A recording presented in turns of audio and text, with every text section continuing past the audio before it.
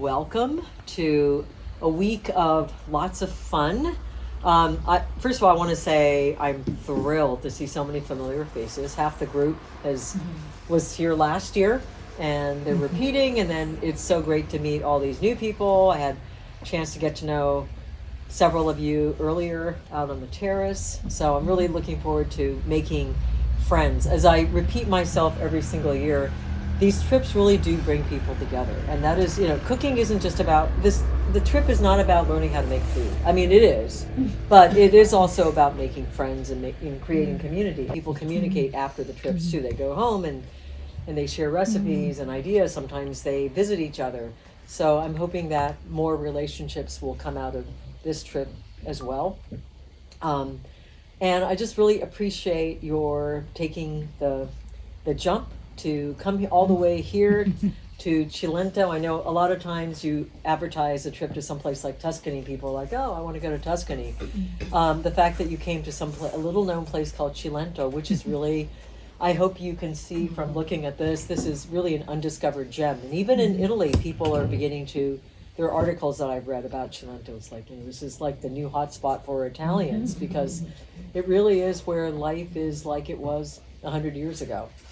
And I'm hoping that in addition to cooking and the cultural activities, you will take a week to just slow down and just breathe and just feel what life is really supposed to be about, which is just, not the hectic, always getting things done mode that most of us are in back home, but really just learning to share food, to connect, to make and break bread. It's incredible to be here, and I'm super excited. And good influence on Kevin. My goal is to impart the love, the passion, and the creativity of food to others. Cooking is integral to who we are as humans. Feeding each other is integral to who we are as humans. In order to preserve humanity, we need to get back into our kitchens more. So that's why I do these courses now, because it is the most, I feel like it is the role of food. And for me, when I come here to teach you, I'm not teaching you exact recipes. Yes, you've got a guidebook here that tells you how much of this, and certain recipes you want to follow more exactly than others. But my goal here is to impart creativity so that you have confidence in the kitchen and you don't think there is a set rule about how you make something. As one of my favorite lines from Miles Davis is that, you're going to make mistakes, whatever it is, but it's not what you get into, it's how you get out of it. So you're going to make mistakes in the kitchen, how do you fix that? And when you fix that is when that new dish is created, you've invented something new. So that's been the story of my life, is fudging and making mistakes in the kitchen, stumbling, and then something new is born of it. And that, is something that I hope each of you will take back. Leonardo, questa figlia. Mia figlia, sì. All right, we're going to Agropoli to have a Cilentano pizza tomato pie. Wow. And how was the day? The day was our first day of cooking class. And it was, we're getting settled in. It was a little chaotic. It was lots of fun. We made pasta with several different kinds of sauce, handmade pasta, of course, different shapes. Renata, who is a local here, showed us how to make the Cilentano version of bucatini, which is, it's called fusilli corto, or it's a short bucatini, has a hole in it. And everyone struggled to roll it out.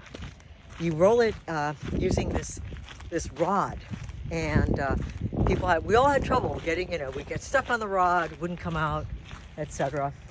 So we did that. We made several different kinds of cheese, a couple of butters. We made a gelato, all sorts of things that we'll be enjoying the rest of the week.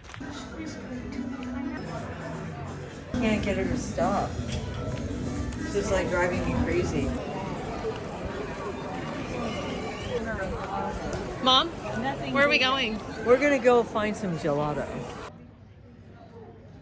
Lucky lady, you got your very own Aperol Spritz. Well, I'm in orange, right? I've got the colors. Yeah, the wire backwards is spicy. These little... The original pizza marinara.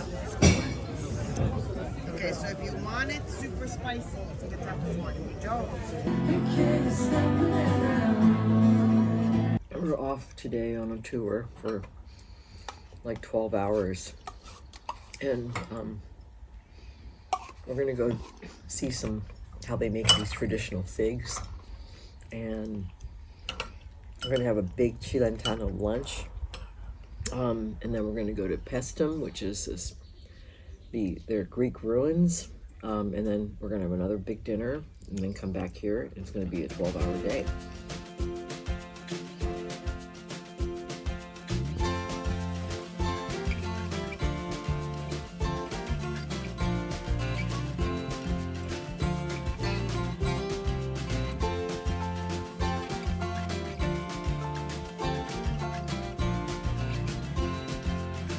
We're here in Paestum, and we are standing from in a temple of Neptune built in 439 BC, and you can actually go inside, which is just incredible to be able to, and it's in good shape. And you know, we helped lift a few more of these rocks and put them in place.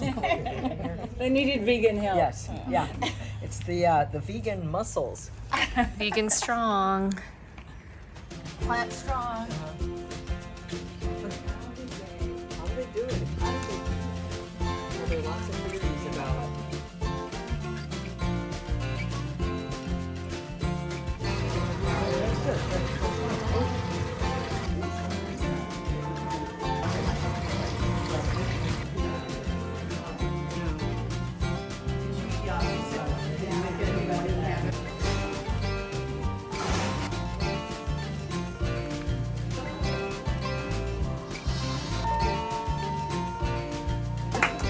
Renata. You're not worthy. Renata. You're not worthy.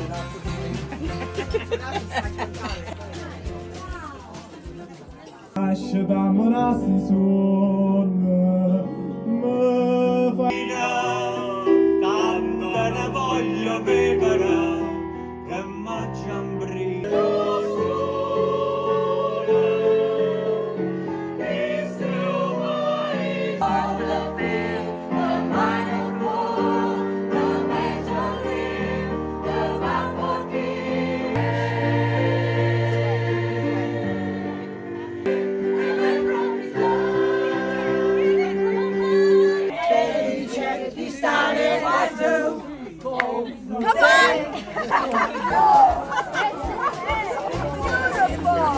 Oh my God! They're so what? Pina colada. Uh-oh. Oh no! Oh no, she didn't!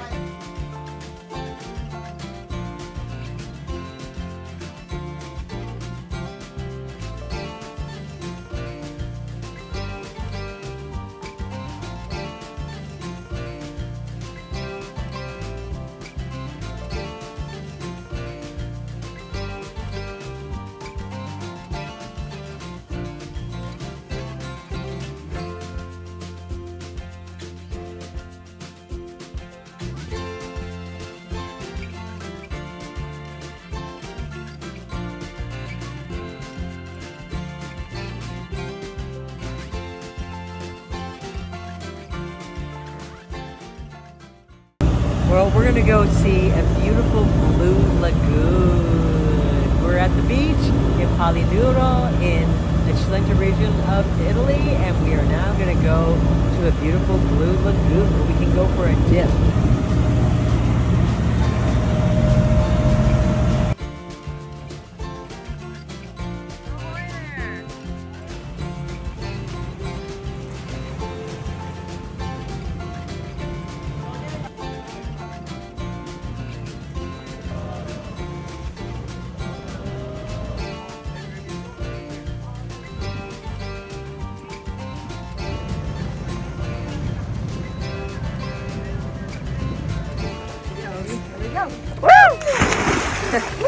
How is it? Fresca!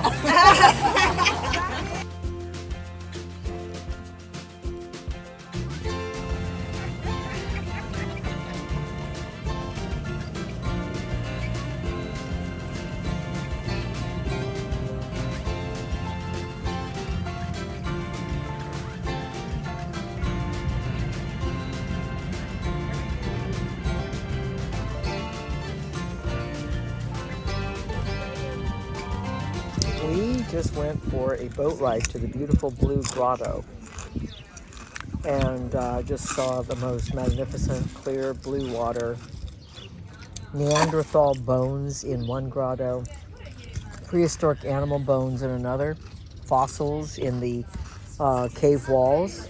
So, and then went for a little swim at a beautiful little beach that's only reachable by foot or boat. And what's next is we're going to relax for a little bit here on the beach, and then we're going to go have lunch. And then week 1 of my vegan cooking tour will be done.